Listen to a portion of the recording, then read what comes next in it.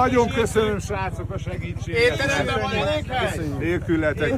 Hát nincs, ennyi nincs. Állóhely van? De van, persze, kávézni tudunk. Ez lesz a te Balaton standard?